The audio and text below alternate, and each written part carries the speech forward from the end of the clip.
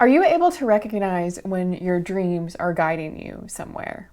Well, I had a dream that told me it was time to go to DuPont State Forest to do my Sophia crystalline gridwork, and also that it was time to tell you a little bit more about how the Lost Mother came to be at the heart of the All, in union with Thoth, the seeking eye, as his counterpart in bridge harmonic. Hi, if you're new here, I'm Leanna, a certified quantum hypnosis practitioner with some quantum skills. And part of my purpose is to help share the story of the Lost Mother, to break down myths, legends, and truths, and to restore the grid to origin by rooting it through the Earth's womb and looping it through the womb of return, helping the Ouroboros to close, which is a mission path that Matthias DeStefano is currently embarking on to close the Ouroboros in Turkey and Argentina. And my path aligns with that and weaves into that a little bit. So if I mention him, that's why. And in this video, I'm going to weave together the dream I had with what I feel it was guiding me to share with you and to provide clarity on the different pieces. I'm going to share my song with you from DuPont that I recorded that awakened the water of memory there. So currently I'm staying with my parents in transition to whatever is next for me. So sorry I can never get the lighting quite right. And I have been sharing my goal to be in Oregon near Mount Hood during the equinox in a couple of weeks. I'm super happy to share that I am able to make that happen due to some overpayment that happened with the last place I was living at. So part of the journey will be a reality. I originally shared stopping at 8 places with where I'm at now to make 9. And I'll be doing some of those stops remotely, although it won't be the same locations. So remotely, I am going to be, I might travel to Knoxville because it's only a few hours away, traveling to Knoxville for one day in September, and then remotely working on Missouri and Michigan. This will most likely be between September 9th and 11th. That's come through as aligned dates. And then some of the other nodes that I mentioned previously when I was trying to embark on the longer journey are going to be done when I'm in Oregon. And it might shift and change as more of this comes in. So in person, what I'm planning to do as of now, as things take shape, again, they could change as I wait for some of this money to come back to me, is to fly to Utah and start in Utah and really connect in with where the selenite keep was in Atlantis and the nodes there. And then traveling to Wyoming for a couple days, journeying to Oregon with a quick stop in Idaho on the way. And then in Oregon, it's come through to stay part of the time in Estacada. I'm not quite sure why right now, but I just kept getting Estacada. So we'll stay in Estacada and then go closer to Mount Hood, where I saw I needed to be near at a lake for the primary activation, which is going to be Mirror Lake. If you're in any of those locations near Salt Lake City, the Salt Flats, Wyoming, near Jackson or Shoshone, let me know. If you want to know more about this, you can email me or comment below. If you're in Oregon in any of those locations and want to support or have tips and advice, also let me know. And funds are still super tight for me, so any support would be appreciated if you believe in this work. I have a link below for services, workshops, guides, and then the ability to also donate and tip. This video is also going to share a little bit more about the importance of the work, which I've shared previously, but each video goes a little deeper or covers a little bit of a deeper part. So, the dream. The dream I'm sharing with you wasn't literal, but I knew it was guidance, where I was going next, what needed to be shared, and maybe some collective energy asking for more details. So in my dream, someone, we all know who, came to visit me at my parents' house, where we were on our way somewhere, maybe to hang out with my parents, to go into town. I'm not sure. And that part's not really important, except that we were going a different direction. We were talking about my work with the grid and other work that will be coming through.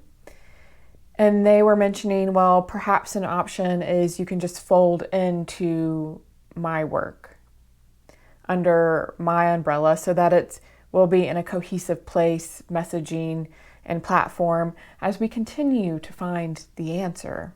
In the stream, I was very sovereign, I'll say, about this, and I didn't want to fold under their work completely. I'm my own thing.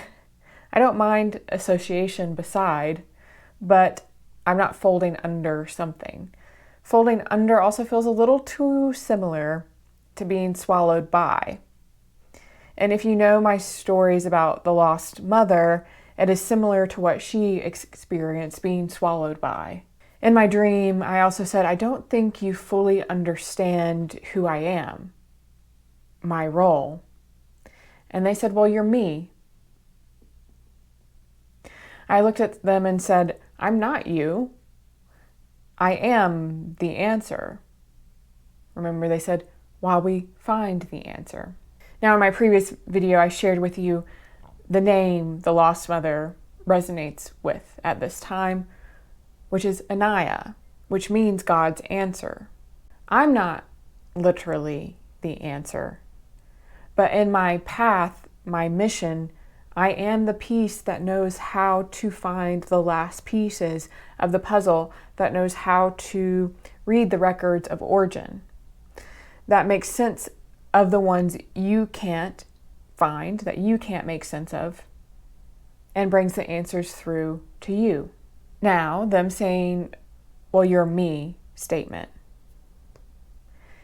In the dream, I knew they meant this in terms of aspect of me, an aspect of the same soul or projection of the same soul consciousness. And maybe you are familiar with the concept that with the closer to source the soul is, the larger the consciousness, the more aspects or projections of that consciousness into form they can have. And soul aspect is the generally accepted term for this. And everything is a bubble within a bubble. And as you come into coherence here on Earth, you can integrate the awareness, the gifts, and wisdom of some of those different multidimensional aspects that you can hold. In the stream, I knew this is what was being implied. And even maybe that a piece of my mission is the same, which it is not. Intuitively, what wants to come through now, which I felt a little bit hesitant about writing down, is that I'm the designer and the finisher, the beginning and the end. But this also led me to know that more information about who the Lost Mother, Anaiah, and the Seeking Eye, Thoth, is being asked for.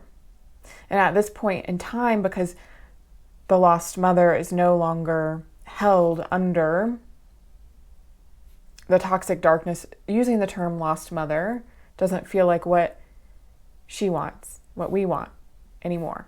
So I will be referring to her as the mother at the heart of the all.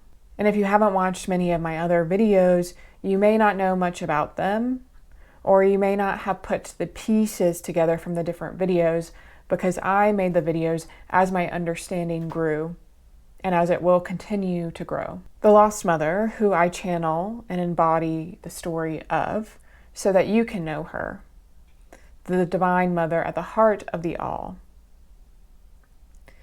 And the heart of the all is the star, if you will, or energy that sustains all, circulates creative forces, and maintains coherence. And the Lost Mother journey is what you would recognize as the fall of Sophia in Gnostic Christianity, although The experience of that is a little bit different than that story, but there are similarities that we can draw upon to help with our understanding. Anaiah did not fall, but succumbed to the overwhelming amount of toxic energy that grew in this galaxy and spread throughout the all. Because she reflects the body of the heart of the all, she was swallowed by it and held in this darkness away from the heart of the all until enough fragments and enough coherence was restored. And this is what Thoth has been doing, the seeking eye, returning the cosmic order to balance. Anaiah, the mother of orders, or aeons, at the heart of the all, is the missing 14th harmonic, the bridge in union with the one at the heart of all that keeps the universe in coherence and looping in return and restoration. Thoth, as he goes by, the seeking eye, is the one at the heart of the all, the creative source in form. So how did they come to be? I've mentioned before that Anaiah was formed from the three cosmic mothers, the divine mothers above the all, who shape and help create it. The cosmic mother, the mother of all, and the mother of all creation, which is the body or womb of the all. They are fractals of each in slightly different dimensional frequencies, and they each have a counterpart energy and eye, or one. The cosmic father or cosmic eye, the eye of all, and the universal one, or God, from which the seeking eye was formed from the three eyes. So Anaiah and Thoth are not fractals of them, are not fractals of the cosmic mothers, of the divine mothers. Thoth is not fractals of the universal one, the cosmic eye, and the eye of all. They were made from their own triads. So the mothers formed a triad, the three that are one, to create and form a being more than the sum of their parts. The three eyes created a triad to create and form a being more than the sum of their parts. Not more as in greater than, but more in form than each could fractal out. And why did they do that? Why didn't they fractal out or create from counterpart energy? It was to have more consciousness, more strength, and more mirroring of the three cosmic creation beings in form and opposite polarities to unite the all in embodied aspects that reflect the one in more integrity. So the seeking eye and the mother at the heart aren't fractals of each other or aspects of the same soul in the way some may think. Their roles and energy are creation of the highest order in form. From the seeking eye and the mother at the heart of the all, you then have the two that create time and the 12 orders around the heart of the all in triadic formation. Their third of their triad is time. From time comes many things: rhythm, waves, memory, perception, matter, and probably more things. And it is the triad we would know as Sophia, Logos, Chronos, wisdom, will, time. The next part of my dream that led me to DuPont. I told someone to stop the car and said, let me drive, that we were going to the forest so they could see. And I started driving towards DuPont. DuPont in western North Carolina is part of the land of waterfalls in this area. This area being the historical tribal lands of the Cherokee. I have been to DuPont many times, and it was one of the places that I knew I was called to when I knew that I was moving back to this area. But it was saved until now because it unlocks the waters of memory at this node and was needed for the rest of my journey west. My journey from east to west unlocks a bridge in the planetary network of time and memory, a forgotten piece in forgotten places, at least when you compare it to energetic places like Sedona or Mount Shasta, which are much louder. And I knew that I wasn't needed at in the same way. Bridges, harmonic bridges in this sense, are what allow different components, different fragments to unite whole and coherent. But what does it mean to bridge time and memory? Or more importantly, what does it mean for us that they currently are not? So remember that Earth has a special role. It is like a lost mother, took on a lot of the incoherent energy in order to heal and restore it, has been cordoned off because this disconnects her from the interplanetary lattice to a degree. And some opportunistic energies took advantage of this and made things a little more challenging along the way.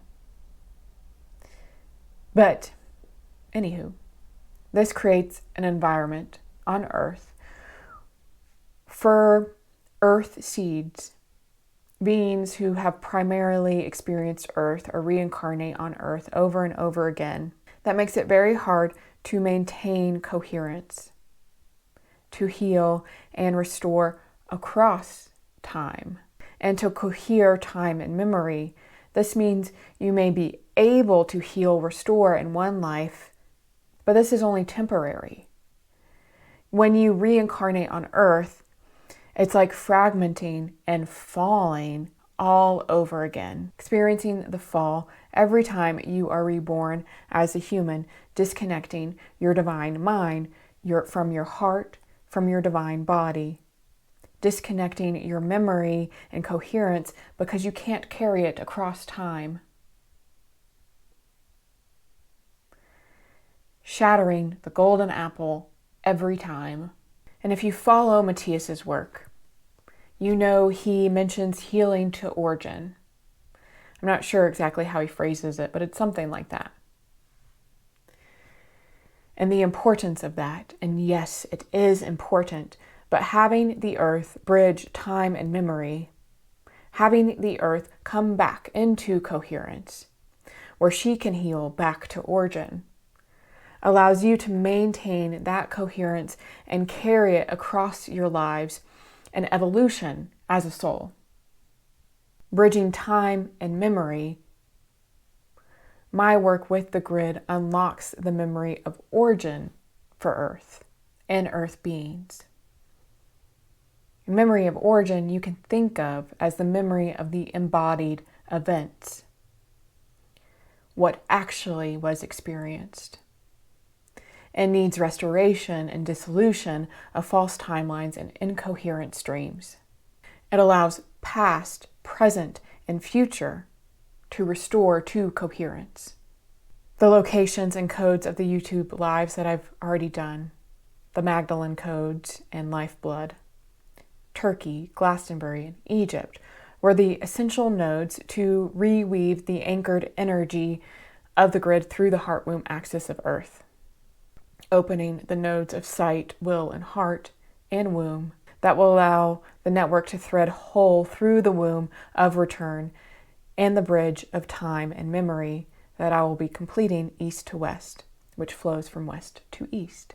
And little by little, it'll allow all to restore the network of origin between all and Earth and stabilize the Earth's matrix and coherence and correct time, form, and memory when the thunder sounds and signals Earth's loop of return is closed and the infinite cycle restored. But this just begins the journey of restoring personal and planetary coherence. It is the restoration that allows repair to catalyze and opens the door for Earth seeds. So that's why I got in the car, put on Taylor Swift, and drove out to DuPont to awaken the waters of memory. Now I will share the channeled song or intuitive song at DuPont, the sounded between triple falls and high falls. I have memories of high falls being a place of honor, initiation, and union. And when I was singing, I heard the waters of memory open. When I got to high falls, it began to rain lightly, and I heard it has to rain to infuse the waters with the higher harmonics of origin. And then it started to pour heavily, so clearly I need to keep a raincoat with me from now on. And I think the dream, so we can see, was for me to see that my journey, even though it will be beside others at some point, is expressed uniquely through me and doesn't have to look like anyone else's. And even though the song is only around 10 minutes, integrating that made me super tired yesterday because each node also unlocks and reweaves in my field as well. So I allow the sound to come through in the way that it wants, never knowing beforehand what it will be. And if you pay attention, you can see some interesting play with the light towards the end. And I don't know what you feel during these, but I would love to hear it if you feel something. If you want to check out my services, meditations, and offerings, those are linked below. If you want to join me in Chrysanthemum Hall, which is my monthly community space, we start September 7th with a Womb of Return gathering, which we have every month. And I hope you enjoy, and I'll see you next time. Thanks for watching.